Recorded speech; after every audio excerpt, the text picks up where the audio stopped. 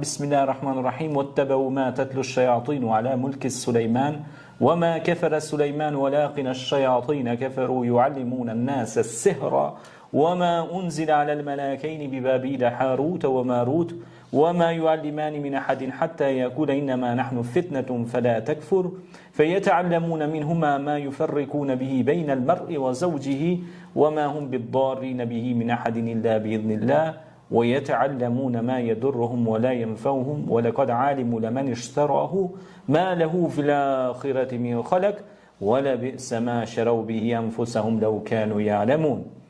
Që është gjuhën origjinale, pra në gjuhën që ka zbritur Kurani famlar, që është gjuhë krijuesit.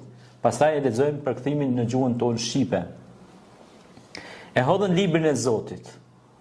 E ndoqën atë që thonin shejtan djajt për kohën e sundimit të Sulejmanit a.s. Po Sulejmani nuk ishte i pa fe, i pa besim. Djajt pra shejtant ishin të pa fe, sepse ju mësonin njerëzve sehrin, magjin. Edhe çka u zbriti në Babil dy me lajkeve, Harutit dhe Marutit. Në surën Bekare në ajetin 102 përmendën këta. E ato të dy nuk i mësonin askujt magjin para se të thonin ne jemi vetëm sprov. Pra mos u bëj i pa fe. E mësonin njerëzve prej atyre të dyve atë magji, me shka ndanin burrin prej gruas së vet, por pa lejen e Allahut, me atë askujt nuk mund t'i bënin dëm. Pra pa dashur Allahu. Dhe ashtu mësonin çka u sillte dëm e u sillte dobi atyre.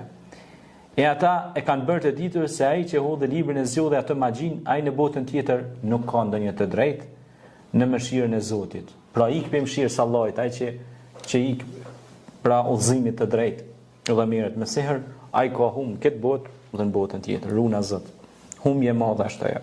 E po ta dinin ata se për çka e shiten veten, ajo është vërtet shumë e keqe. Pra me po për çka e kanë shit veten? Ha? Gjithë ata që merren pra me parashikimin e të ardhmes, horoskopista, ose ata që këshyrin filxhan e parashikojnë të ardhmen e njeriut. Po ku e din ti të ardhmen e njeriut? Të ardhmen e din vetëm Allahu xhaleshanuhu. Gajbin, fshehsin e din vetëm Allahu xhaleshanuhu. Andaj nëse ti u thua aty në Eudhu billahi minash shaitanir rajim, me ndihmën e Allahut mbrohen prej shejtanit mallkuar, ata ikin me të katra janë bathin. Se ata nuk mund e durojnë fjalën e Zotit, nuk mund e durojnë Kur'anin. Pastaj, është një lutje që ka bërë pejgamberi sallallahu alajhi wasallam, ka thonë: "A'udhu bi kalimatillahi tammati min sharri ma khalaq." Me ndihmën e fjalës së Allahut, mbrohen prej sherrit të çdo gjëje të krijuar. 3 herë thu këta, largohet